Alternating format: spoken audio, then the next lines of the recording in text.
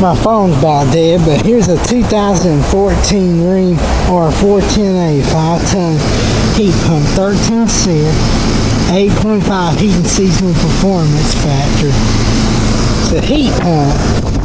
Replaced one of these units, a straight air unit from 2000. I hope you can hear me.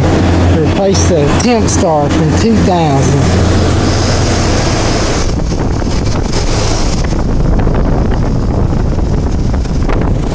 It's 5 tons.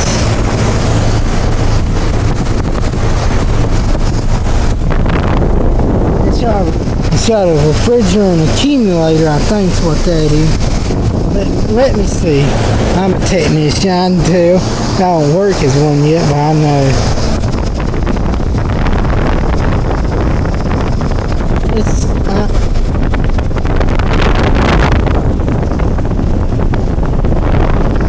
No, I think it's a charge.